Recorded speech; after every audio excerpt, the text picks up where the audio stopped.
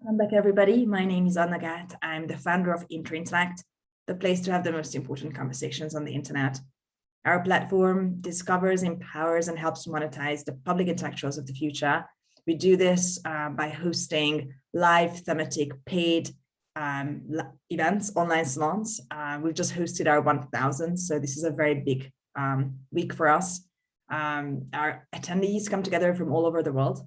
And we also have a hardcore norm-setting community of fellow Interintellects, which also includes our hosts. So you're likely to run into familiar faces at any Interintellect salon. Our mission is to make good conversations on the internet the new normal. I like to say that before Interintellect, since the beginning of the internet, there were good conversations online, but it was rare, random, and risky to find them. It was kind of a privilege to have good conversations on the internet. And I'm proud to say that, you go to interintellect.com and whichever salon you click on, you've never heard of this host, you have no idea about this topic, you have never met the people in the room, and you will have a good experience. So in this video, I'm going to tell you the secret. I'm going to tell you, it's not a secret, it's in the middle of the website. But we have this thing called the 5 rules of gathering. This is the basis of our host training. This is the basis of our code of conduct for salons.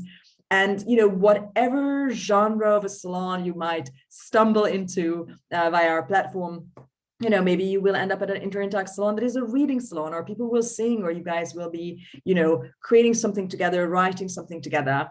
These 5 rules you can trust to be respected by every attendee and every single Interintellect host. So what are the 5 rules of gathering? The first one is that every Interintellect salon is open.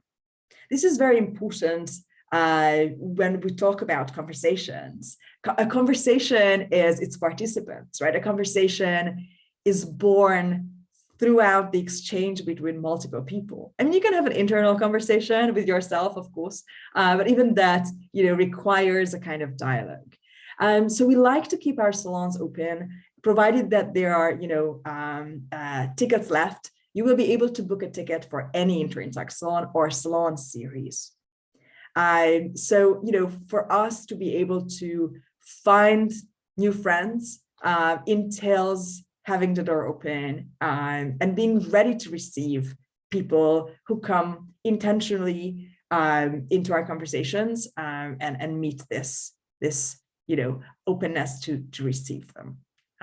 That's also an important element of a good conversation. You need willing participants.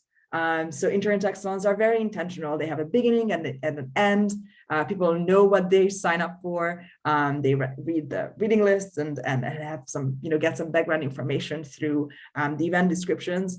And that's very, very, very important. Everybody in the room with you will be there willingly because they're interested in that topic or in that host, or, they just had some free time and thought, oh, I'm going to go and challenge myself a little bit and learn about something completely new. And that, intentionality creates a very strong foundation for these events.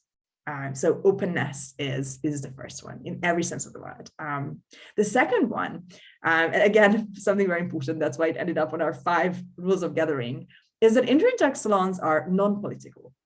Tyler Cowen called us a post-political movement. And I still think about it, what he might have meant by that, even though I love it. So we are non-political in the widest sense of the word. You can go to any Interintellect salon and nobody's going to convince you of anything, convert you, sell you anything. This is not about networking, not about dating, not about getting hired.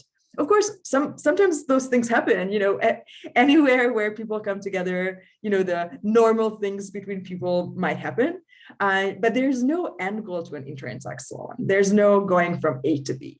Its value is itself, and it never poses as something it is not. So that's very important to bear in mind. We have salons on religion, we have salons on philosophy, we have salons on very deep human values. We have salons sometimes on how marketing works or how politics happen or happened in the past, right? But there's no, everybody will listen to your point of view, and everybody will expect the room to be complicated with all these different worldviews coming together and religions coming together and nationalities and philosophies coming together. But you're very welcome to stay as you were, come as you are and leave as you are. Nobody's going to push you in any direction, and no host has any such agenda. So open, non-political. The third one, and again, this is a general rule, and there are sometimes, there might be smaller deviations from this, and that's that Interintellect salons are balanced in terms of speaking time. So unless you see a salon with a special guest that starts with a small panel, or there will be a small talk at the beginning, or there will be a important period of silent time in the middle because you will be meditating or reading something or writing something, expect every Interintellect salon to offer equal speaking time to all participants. This includes the host. So for instance, at my salons, I speak as a host as much as everybody else in the room. And again, this is an option, an opportunity. So we will give, after the introductions that everybody participates in, everybody will get the chance to speak as much as everybody else. But it's not pushed, like nobody's going to push the mic on you, right? Like if you're in an introverted mood or you need more time to think, you can decline, right? Or just like not jump in. But if you want to, you can take up as much space as everybody else. And of course, nobody's timing this. This is an ideal that we try to follow. Interintellect salons were inspired by live events I hosted in my own living room, and that people started kind of copying around the world, and Interintellect salons were popping up in living rooms everywhere. And at your own living room soiree or party, you would kind of, let people speak as much as they want about the topic. There are times when a salon overruns its time. We have a couple of hosts famous for their extremely lengthy salons, and they might say after 2, 3, 4 hours that, okay, after this, anything goes. And then you might have like a longer monologue by somebody, but otherwise expect, in a standard salon format, expect equal speaking time for everybody. So open, non-political, balanced. The fourth one is, maybe this is like the most esoteric. Interintellect salons tend to be multidisciplinary. And what does multidisciplinary mean, first of all? It means that a conversation, an essay, a piece of research, a course, or a book that combines strands of knowledge traditionally from different academic or professional disciplines, right? And this is very, very important. Like you can't, write a piece of religious philosophy or technology ethics without going to at least two different directions.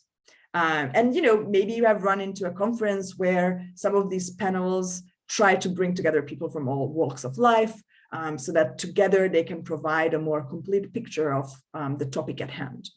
At Interintellect, we go a little bit further than that, and we really deeply believe that every individual is multidisciplinary in him or herself. We all have, a variety of interests and kind of nerdy, obsessions, but it's kind of the real world that makes us specialize in order to make a living, or to be able to figure out what we want to study, or just to find a place in society. And I like to say that Interintellect is a multidisciplinary playground.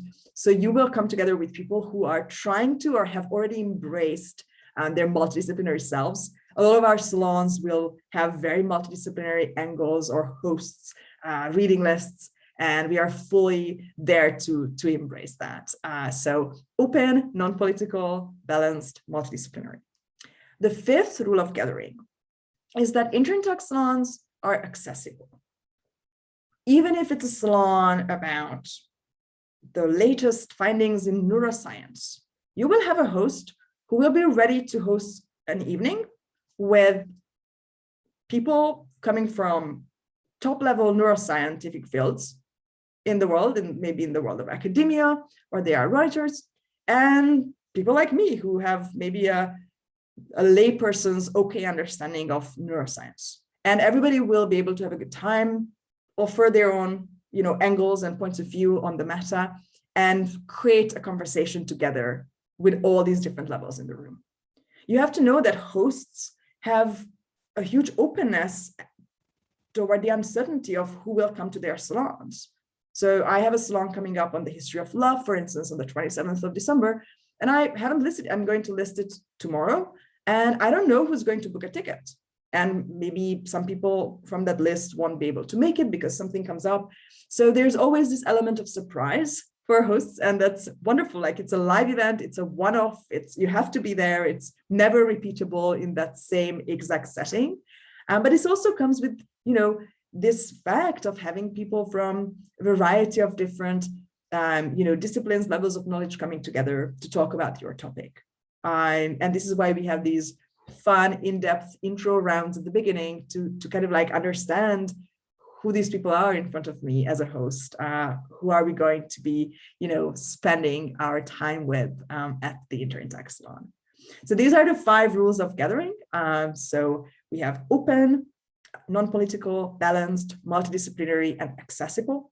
And this is something that you can try at home. Maybe it's not an Interintellect salon, but your family Christmas dinner, or an academic study group that you're running or participating in, or maybe you want to bring together your friends for an impromptu book club to talk about something that you all read and loved or hated, which is both are wonderful foundations for having a conversation with friends.